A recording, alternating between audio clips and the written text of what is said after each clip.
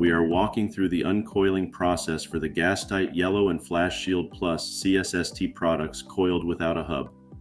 The shrink wrap packaging is designed to improve the uncoiling process, allowing you to partially use a coil without losing the original package size. When you are planning to only use a portion of the coil, the center of the shrink film should be cut open on both sides of the coil using a knife or your hand, exposing the inner portion of the coil. Be careful not to cut the jacket of the CSST during this step. Next, the plastic bands should be cut with scissors or side cutters, making sure not to damage the jacket of the CSST. The banding material does not have to be removed for the uncoiling process.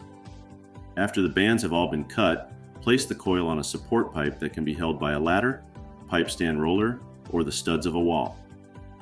Make sure the support structure is sturdy enough not to fall over and cause damage to a person or property. Now, locate the innermost end of the CSST and pull away from the coil perpendicular to the support pipe.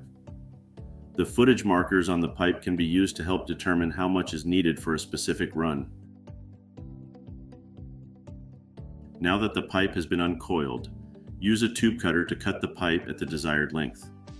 Remember that a clean, straight cut is important for a leak-proof connection.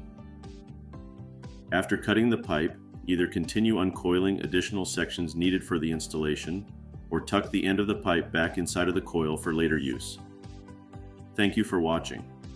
For additional information, either reference the instructions or QR code on the label, or visit our website at gastite.com.